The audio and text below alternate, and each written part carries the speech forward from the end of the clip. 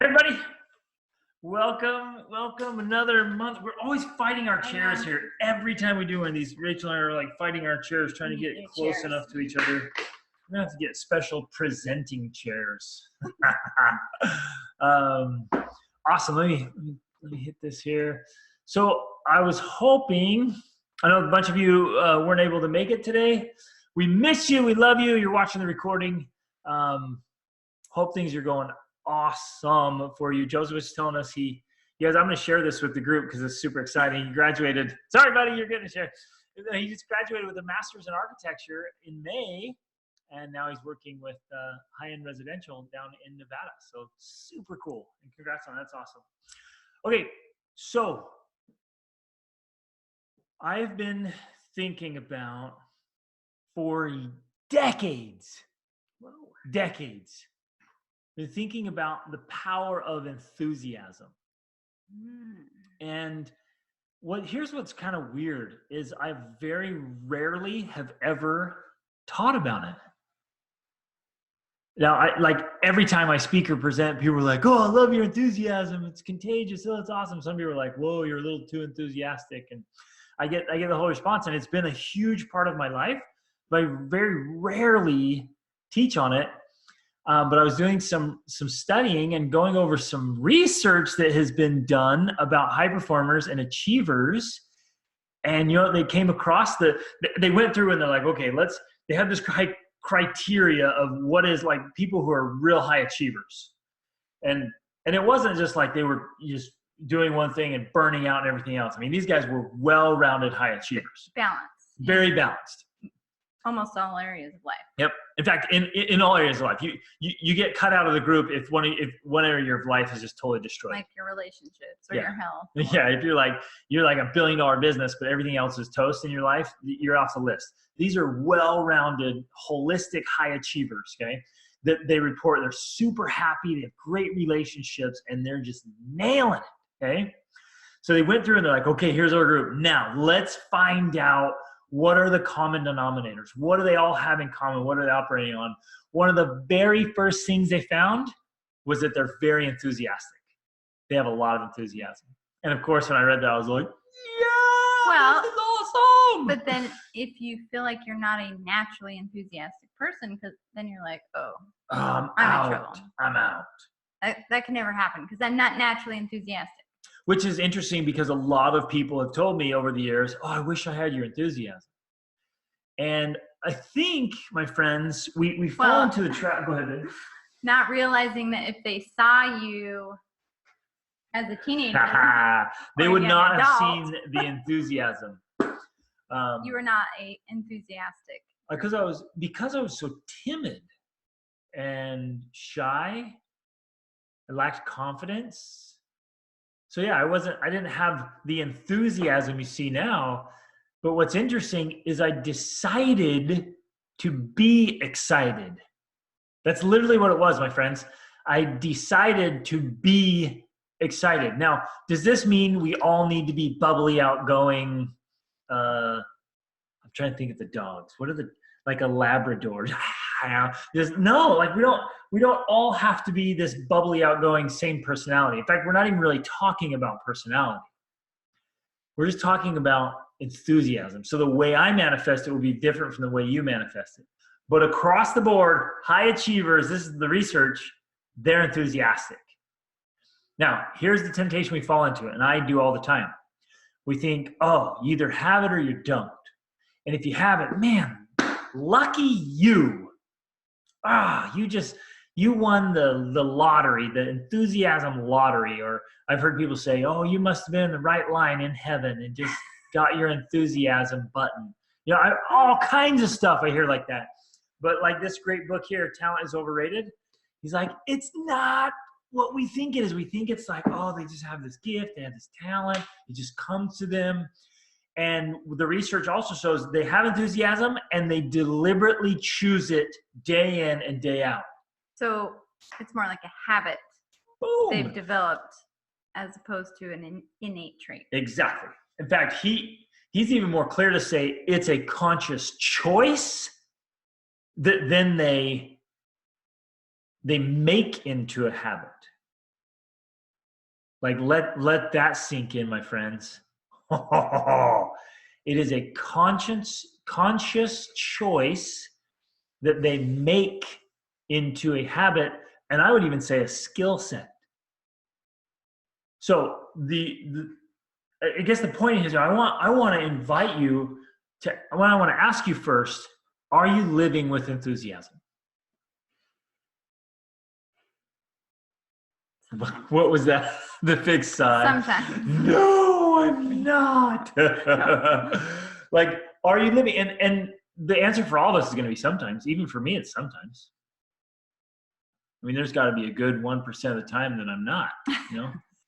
A good No, 1%. I'm pretty enthusiastic. And here's the thing, though, you guys. Because it's now become an automatic habit. Yes, it has become a habit. It has become a habit. And I think we all underestimate the unbelievable power of choosing positive emotions. Right? And then, well, and to add to that, because I think it's difficult to choose positive habits or choose positive emotions day after day after day when you're faced with all of the things life throws at you. But if you make positive habits into an positive emotions I know. into a habit. I keep saying habit when I'm not ready to say that yet. I'm giving away the punchline here. Keep making positive emotions into habits, then it becomes automatic. So then your response to life is automatically positive because you've developed the habit of that, not because of your willpower or whatever else, because of your natural talents. It's just because you've made it an automatic habit. That's the power of developing habits, is because then it becomes automatic and becomes easy to do those things because we're not thinking about them. It's unconscious choosing. And so it literally becomes your way of being. Whoa, isn't that good? It becomes your way of being. So it's no longer, now, and all of you have been with us doing like the 28-day challenge. I hope you're still using those. We're going to do another one here soon. I still use them. I still think through them. I have my clients use them and my students use them all the time. They're still checking off because it's the initial, oh yeah. And then it becomes automatic and you get up and literally as soon as you become conscious in the morning, you go, what do I want to feel today? Or like I'm at to a point now, I wake up and I'm like, all right, bring it on, another day. It doesn't even matter what's on my agenda. I just get up like, bring it on, another day. Yeah, let's go, right? Actually, that doesn't happen the first 5 minutes. Getting up is always still hard. Like I drag myself to the kitchen, ignoring my mind, which is saying, go back to bed. You need it. Just rest a little bit. All you're going to do is lay on the couch and close your eyes. It's okay. You don't have to be such a go-getter. You're not going back to sleep. Like my mind, the whole way to the walk, and this is a long watch the kitchen in this house. The whole way to the kitchen is just rattling off all these excuses. I'm like, shut up. I learned not to listen to you years ago, right? And I get a big glass of cold water, and then I'm like, yeah, bring it on, right? That's when I wake up. But if you make it part of your way of being, then you get used to choosing the attitude of mind, like William James called it. He said, the greatest discovery of our generation is that men and women can choose their attitude of mind. We can choose enthusiasm. So, watch it. We're going to start on the easy, then we're going to go to the hard. So how can we do it? What can you get excited about? Okay, what can you get excited about? So here's, I want some like action. I'd love you to chime in here. Just actionable steps of how you can be. Speak, so. Yeah. And Joseph, you can like throw in the chat. You guys can throw it in the chat box if you got some ideas. But how can you deliberately bring more enthusiasm into your life? And I say, number one, the night before or in the morning, like literally think about what can I be excited about today? Well, and for me, that usually starts with gratitude. That's good. Yeah. For me, gratitude is an easy way to switch my state of mind or state of being, especially if it has a negative bent. If I can find things to be grateful for, then that immediately switches me to positive, and then there from a positive state, then it's easier to like Get excited. Well, because get again, enthusiastic. all emotions are on a, they're on like a scale or a different levels, right? And so sometimes I would say it's difficult to go from some sort of negative feeling to enthusiasm, like, because it's this huge switch. But if you can make the transition, and I think gratitude is probably one of those transition elements, then you can start hyping yourself up in a good way to enthusiasm. Yes. Amen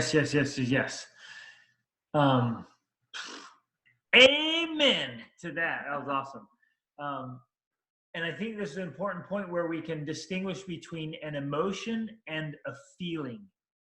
And researchers have done a ton of work on this, and they are very separate. They are very separate, and it's hard to quantify, you guys. You can't like give exact statements, because where does that line cross between an emotion and a feeling? But they are different. And so I love what Rachel's saying is sometimes we have these emotions come up, and we'll attach feelings to them, or we'll just allow the feeling to come with the emotion, instead of, like she just said, okay, I'm feeling this emotion, or even I have this feeling, but I don't want to feel this. I want to feel something better. And I agree. One of the best ways to make a transition is to light yourself up with gratitude. And so just start right there. What can I be grateful for? What am I grateful for? What am I grateful for? In the youth classes that I'm doing, we're going through the hiding place. And we were discussing it today, the part where Corey and Betsy are in prison and then in a concentration camp. And it was beautiful, you guys. I wish you could just hear the conversation and watch it happen.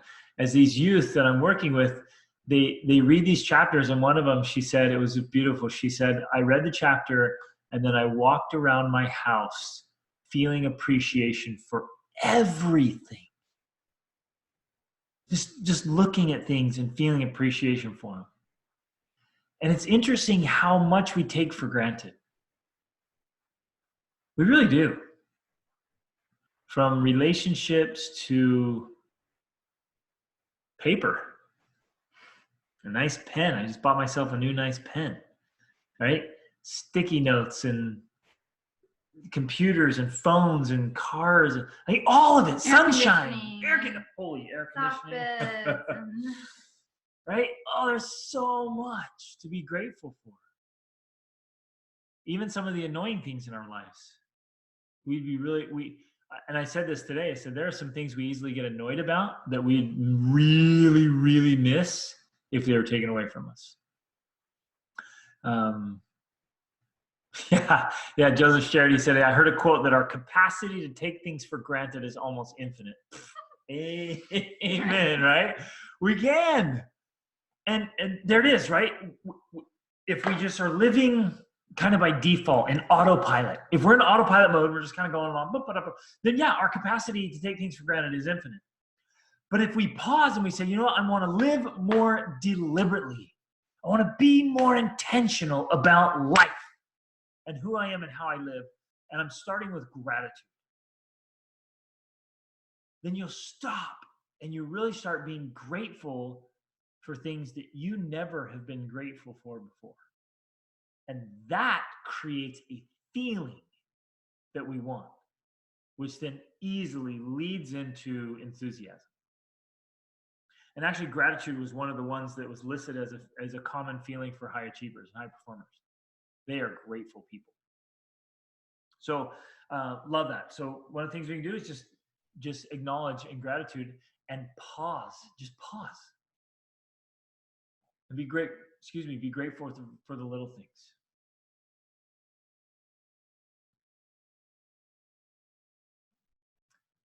I distinctly remember when I met and worked with a gentleman who had had an accident as a child and did not have access to proper medical attention. And so his neck just kind of fused and he could not turn his head. And after being with him for a long time, and every time he wanted to turn and look, it was just a full turn. I remember going, I am so grateful that I can turn my head. And I don't think I've ever in my life expressed gratitude for that. Whoa. Right? And then when Rachel and I were first married, I was playing with a knife and I cut my radial nerve. We were first married and you were playing with a knife. I was playing with a knife and stuck it in my arm and I cut my radial nerve and it severed the nerve. So I lost feeling in the back of my hand and my thumb. I used to take that for granted. Now, that I could feel the back of my hand. You still can't feel the back of your hand. Man. And it takes forever to heal now. Anything, if I ever get an injury on this hand, it takes weeks and weeks and weeks to heal. I don't take that for granted anymore, my friends. And I doubt that all of you out there have ever been like, I am so grateful for my radial nerve. You didn't even know you had one.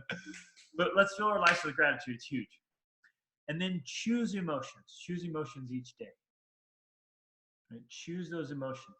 And then we can choose enthusiasm, choose excitement. So if you literally are at a place where you're like, oh, I don't have a whole lot to be grateful for, or I don't have a whole lot to be excited, or I'm not excitable, then start with gratitude and then move to excitement. And so then it's easy. Like, what am I grateful for? What am I excited about? And find something, anything, please find anything to get excited about. Well, and I guess I want to bring this up because sometimes, at least for me, I hold back enthusiasm or excitement because we have this, as human beings, we have this. I thought it was like we. I'm like, oh, this is going to be good. What do we have? No, as humans, we have this, I don't know if it's an aversion or I think the source of it is fear, maybe, or fear and doubt, but we don't want to be disappointed. So we're like, oh, I don't want to get too excited about something or enthusiastic about stuff because I don't want to be disappointed. Like, what if it doesn't turn out? Or what if, what if? All the what ifs, right? And for me, it always reminds me of William Shakespeare's quote where he says, I don't know what play it comes from, but our doubts are traitors and make us lose the good we oft might win by fearing to attempt. And I think for me anyways, I think it goes hand in hand with this fearing to attempt and do things. It's kind of also this fear of getting excited about things and getting enthusiastic about things. Like, we don't want to invest ourselves too much in something because what if? What if it doesn't work out like we hoped? What if we're disappointed? What if we fail? What if we make a mistake? What if people disappoint us? So we hold back this enthusiasm. What's the alternative? Yeah. At an even keel. And so we deceive in some ways is not necessarily a bad thing. I mean, you don't want to be here and here and here and here and here. You know what I'm saying? You're not supposed to be on this roller coaster of emotion either.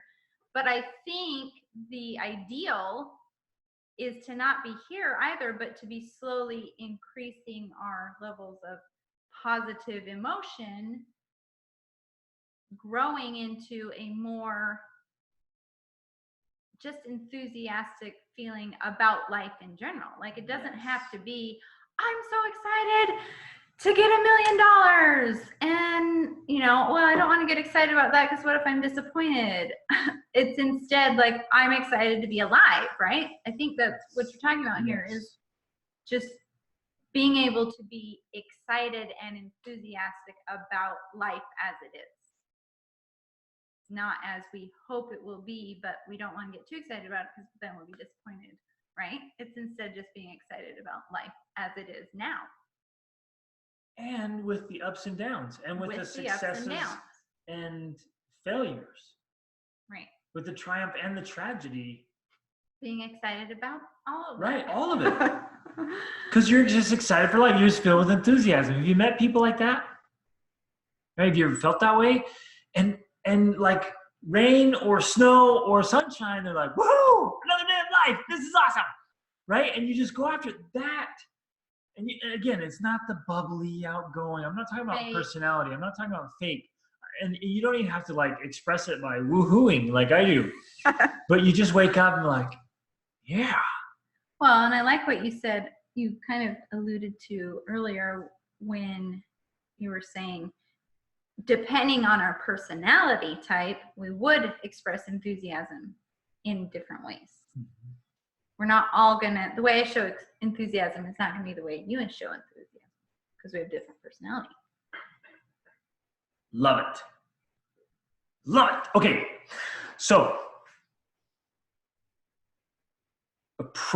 get excited. Be excited about things. Approach your day, approach your project, approach everything you're doing with some kind of excitement. And I literally want to invite you to do that. Take it strategically. When you get up in the morning, say, what am I excited about my morning?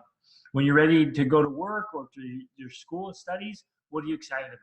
When you're going to engage with your family, what are you excited about? When you're going to go on a date, what are you excited about? When you're getting together with your spouse, what are you excited about? When you are going to your organizations, your hobbies, your churches, your groups, your political, whatever it is, like, what are you excited about? Even if you have a meeting, I hate meetings, okay? Even if you have a meeting, like, what could you get excited about in the meeting? You with me? And if we'll choose that, we'll choose like, I'm excited about that. And then go in and be excitable and excited. And watch what happens. You start bringing this energy and this positivity, this light. And now, okay, I told you we were going to start low and then go hard. And the next level is to maintain positivity even in the face of setback or failure or disappointment or other ornery people, right? People who try to poo-poo enthusiasm and they go around just trying to make the world less enthusiastic. Or even another level when things are bad. So I'm confident some of you watching this recording, when I said, what can you be excited about? Probably had some thoughts of like, there's not much in my life right now I can get excited about because I'm struggling. But I want to challenge you, even in that situation, perhaps especially in that situation, to find something you can get excited about. Well, and this isn't a rose-colored glasses, the world is, happy Pollyanna type thing. Although I wear Pollyanna glasses. You do, but I think the reality is that this is a legitimate strategy that really works when you really need it. And not just from I think what you're saying is this isn't just from the Pollyannas of the world. Right. These are from people who are facing unbelievable obstacles and huge challenges. And these are the high achievers, well-rounded high achievers in life. These are some of the people we admire and look up to, and they have faced all kinds of crap hitting the fan, and they still operate with this, how am I going to be excited? How am I going to be grateful? How am I going to live with enthusiasm? Right. People that have gone through real challenges that are way more difficult than most of us face. And so it's not just some fluffy ideal. I mean, this is really what works when the going gets really hard, right? And I had something else to go along with that, but I'll have to wait for it to come back. So I'll interrupt you when I do. Perfect. Here's my invitation to all of us. In fact, I think we're gonna keep this short and sweet today and powerful. I want you to be really conscientious this week and approach everything that you're going to be involved in with the question, how can I be enthusiastic about this? And how can I bring enthusiasm? Go. I just wanted to add to it because we naturally, as human beings, we tell ourselves these stories in our head. And usually I've noticed, especially when things are bad, we're always telling ourselves the worst case scenario. Like we're literally down spiraling into, we're going to be end up living in the gutter, like broke and poor because this bad thing happened. Like we go to the worst the other case scenario. infinite capacity we have as humans. Exactly. We have this to imagine the worst capacity to imagine the worst case scenario. And that's what happens in our minds when things are not going well. And I know from experience because we've been there. We've been where it feels like everything's going wrong. And you're just like, the worst case scenario is this will never work out. Things will never get better again, ever, right? I mean, that's what we do to ourselves. How quick we are to believe. And then that's what I'm getting at. Okay, go. We believe it. We believe that. And yet if someone was to say, things are totally going to turn out for you. Things will turn out fine. We're like, no, whatever. It's not going to. And so that's what I think I'm trying to get at here is that why are we not as equally willing to tell ourselves the best case scenario? Like the best case could turn out too, or more likely it's somewhere in between. And so when we allow ourselves to think about the positive things, get excited about the possibilities of good things happening, we're actually helping ourselves. First of all, by changing our state, like how we feel, and our state of feeling and our state of mind. And because then what happens when we do that, our mind actually opens up to, okay, well, let me consider how some of these best case scenarios might happen. And so our mind literally opens up to more solutions and more opportunities and more ways of solving problems. And so it's not just this Pollyanna type thing. It really is a legitimate way of opening our mind to solutions we would not have considered when we're focused only on the worst case scenario. Exactly. And then I love that. And years and years of research has proven that those positive things that she was just talking about, the positive feelings that we choose, actually improve performance as well. So now it opens up our minds to possibilities, to clearer thinking, and improved and enhanced performance.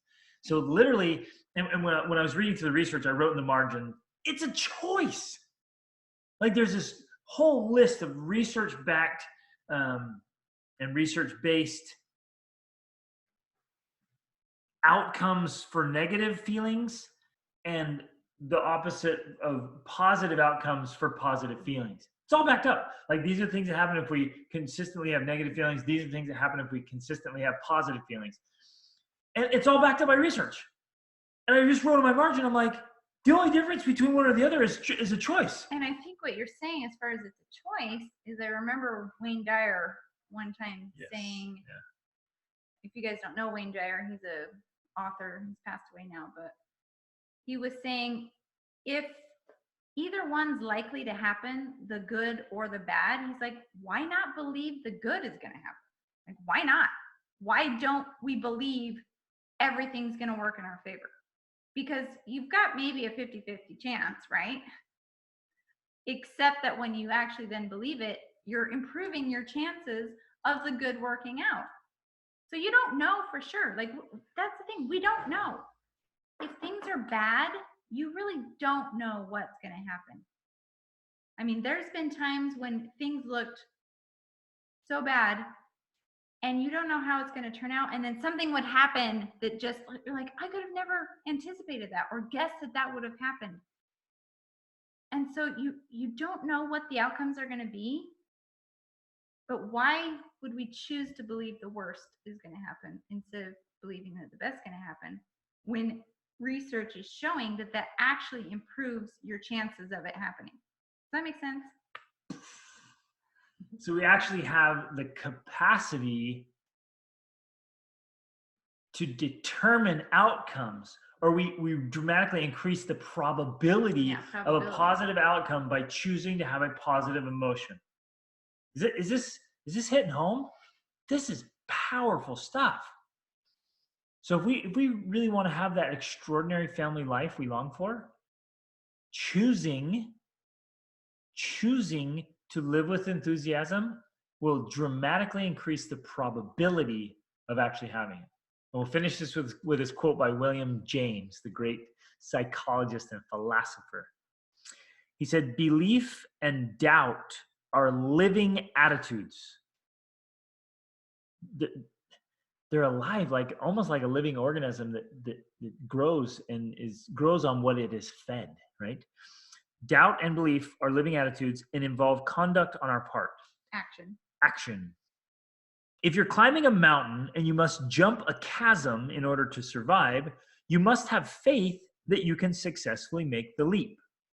So there's your enthusiasm. I got this. I get to jump across this chasm. I'm going to make it. For if you do, your feet are nerved to its accomplishment, meaning the conscious thought of having faith that I can successfully make it actually nerves, he calls it, nerves my feet for the accomplishment. Like literally helps my body to do what I think it can do. I know this is all quantum physics stuff, but it's true. Okay. But mistrust yourself and you will hesitate so long that all unstrung and trembling, you roll into the abyss. Refuse to believe, and you shall indeed be right, for you shall perish. But believe, and again, you shall be right. You make one of two possible universes true by your trust or your mistrust. Thus, optimism or enthusiasm and pessimism are definitions of the world. And often we create the kind of world we live in because our faith beforehand in an uncertified result is the only thing that makes the result come true. That was so awesome. Okay, did you guys catch that? Whoa. Our faith beforehand in an uncertified outcome. Like there's no guarantee it's going to happen, but we believe it's going to happen. Good or bad. Good or bad. Good or bad. There's no certification. You're not. No certainty. And this is what Wayne Dyer always said. He said, "Are you 100% certain that that's the only way that can turn out?" He says, "You can't be. Good or bad. You can't be. So if it's all up in the air, why not choose to believe the good?" And William James is saying, by believing the good, you actually create. Well, believing the good or the bad. Either way. Either way is true. Yeah, you're right either way. Well, I'm trying to focus on the positive here. But it's true. It works either way. If I believe the bad, it's more likely to happen. If I believe the good, it's more likely to happen. I know this sounds crazy. I really do. I know it sounds weird. But this stuff is backed up. It's true. It's real. There's science behind it, okay? We could get into the whole quantum physics about how quarks and everything like respond to human thought. That's a whole nother level. But because every thought and every word has energy.